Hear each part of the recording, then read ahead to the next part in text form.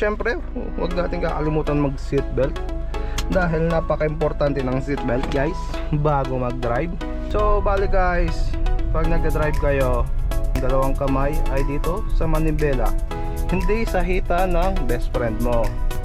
So, ganito ang pagpaliko ng manibela guys ha. Yan, pag pinaikot nyo yan guys, kusang babalik yan. O katulad ng ex mo, kahit pinaikot-ikot ka, babalik ka pa rin. So pag medyo maluwag, iharurot nyo sa sasakyan nyo, tapos sabay preno. Grabe yung araw guys, nakakasilaw. Parang noon ng tropa mo. Sheesh! Netflix and chill with my best friend.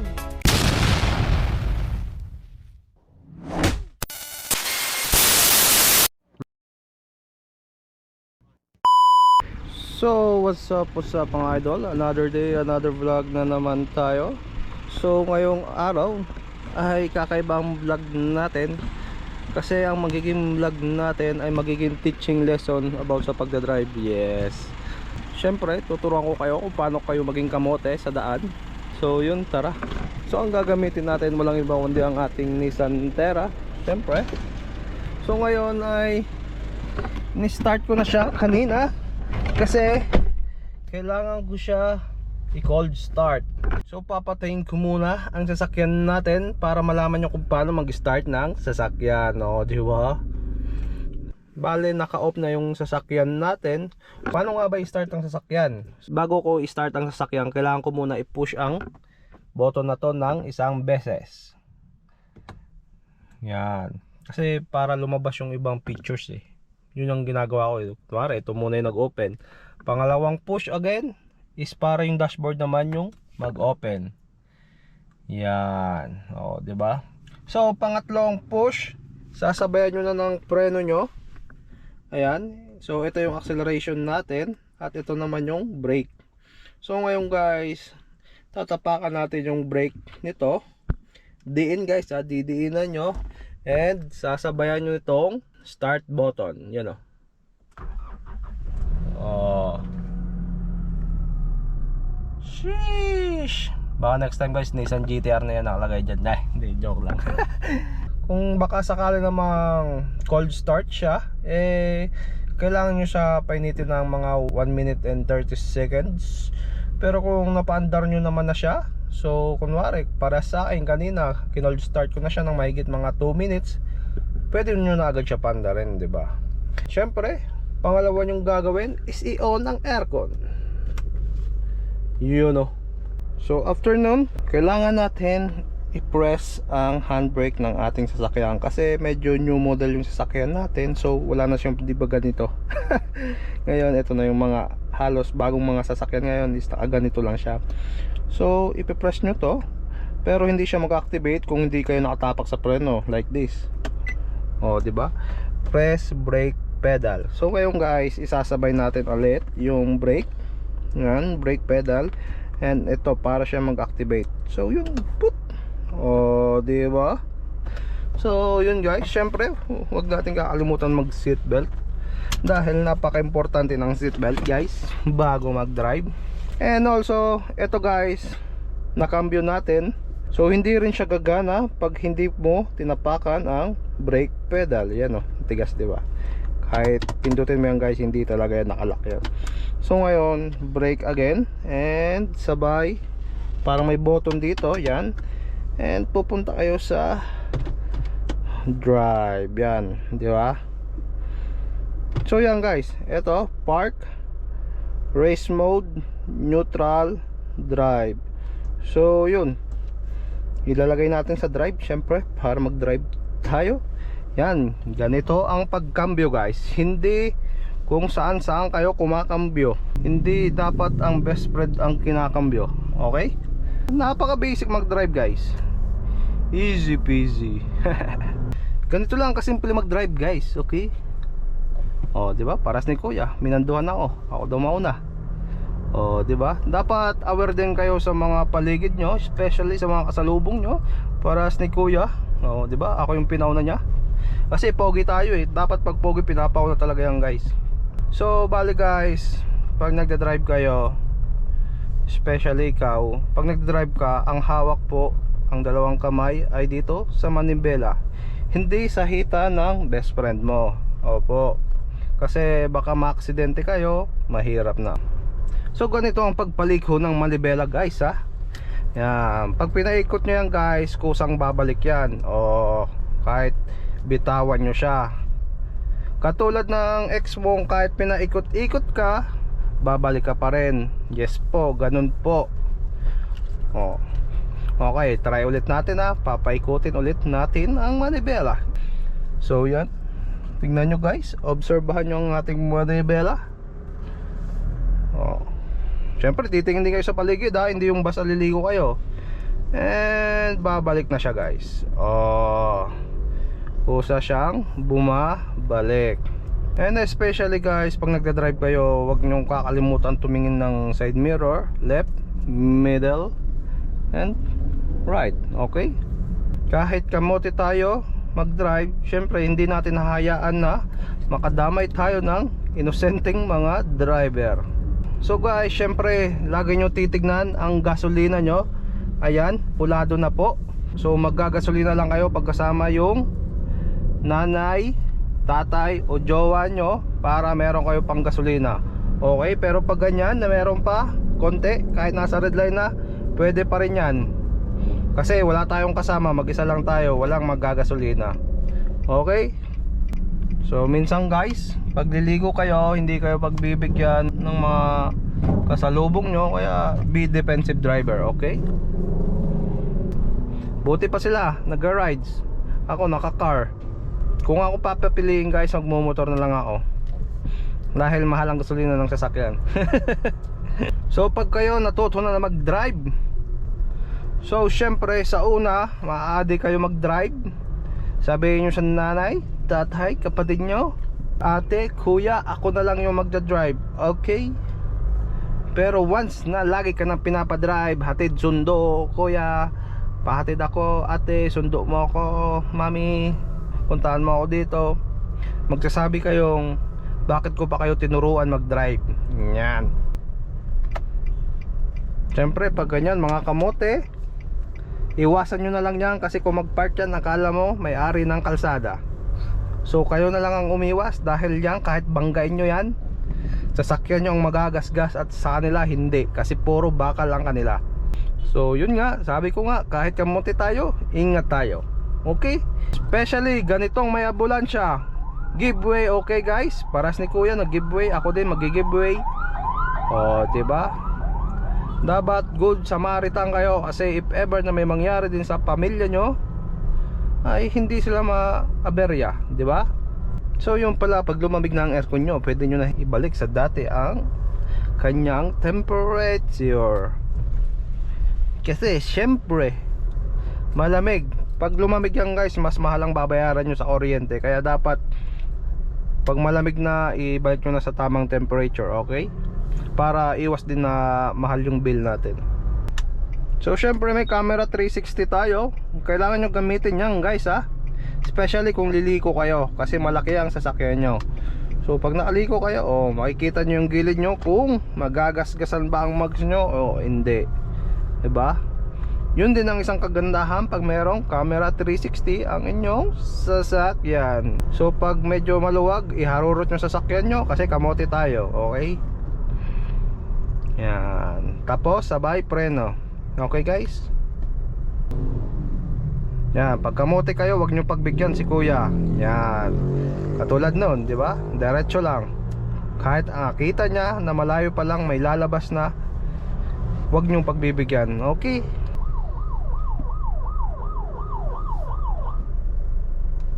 Oh, ayun, pinagalitan yung tricycle driver kasi nakapark dun lang. So syempre, pag idol nyo yung mga ganun, magpark din kayo. Especially guys, maganda bumili ng sasakyan pag wala kayong parkingan, para at least makita ng mga tao na meron kang sasakyan. So mamaya guys, ipapakita ko sa inyo ang interior ng ating sasakyan, kung anong kinagandahan nitong sasakyan na to. Okay? Syempre, pag lumiliko kayo, kailangan nyong mag-signal. Diba? Sobrang luwag, katulad ng best friend mo. So syempre next time guys, isasama ko ulit kayo sa journey natin pag nag long ride ulit tayo ng gamit ang sasakyan. Dahil ako, ikaw, ako ang iyong mata, ikaw ang aking mata. Yee! Linyahan ng mga best friend mo no? So yun, para at least makita nyo ang POV kung paano mag-drive ng sasakyan. Ayan, enjoy naman dito. Ang daming kainan. Mahilig kasi ako kumain guys ng kwek-kwek. Ikaw ba? Mahilig ka ba kumain ng itlog? Ha? Ikaw? Mukhang magpepesta dito guys. Kaya naman pala maraming kainan. Maganda kumain guys sa mga silong ng puno, di ba? Kasi kasasakyan kayo, maganda magkainan dyan guys. Yung kainan na sinasabi ko, yung food trip iba yung iniisip nyo. Nako po, kayo talaga, ang babata nyo pa. Tinuturuan ko lang kayo mag-drive guys kung paano ang tamang pagmamaneho ng sasakyan, okay? Grabe yung araw guys, nakakasilaw. Parang noon ng tropa mo. Siyempre pag nasisilaw kayo, pwede nyo pala ibaba to. Yan, ganyan. Pwede rin siya ma-adjust papunta dito. Yan, left, right. Yan, no, diba?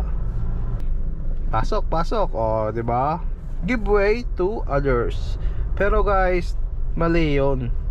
Kasi ang tama nung guys, kung sino yung nasa tamang way, yun ang may karapatan sa kalsada. At kung sino yung papasok sa kalsada, yun ang kailangan maghintay na maging clear ang kalsada bago pumasok. Okay? Pero minsan guys, according to the LTO, ang karapatan mo ay hindi mo dapat ipaglaban lagi. Kahit tama ka, ay wag mo minsan susundin. Di ba alin na lang kung yung asawa o jowa mo yung kailangan sundin, ay wala kang magagawa. Kasi kahit tama o mali ka, kailangan mo talaga sila sundin. Okay guys? Camera 360 again, para iwas gasgas ang ating mags. Wala lang guys, nasanay lang ako na tuwing liliko ako, ginagamitan ko ng camera 360 para iwas na rin gasgas yung mags, di ba? Kasi ayoko na merong gasgas ang ating sasakyan. Paras ng pag-aalaga mo sa iyong best friend, kahit hindi mo naman kaano-ano, ay ayaw mo magasgasan. So ganun din ang aking pag-aalaga sa ating sasakyan. Hop, hop,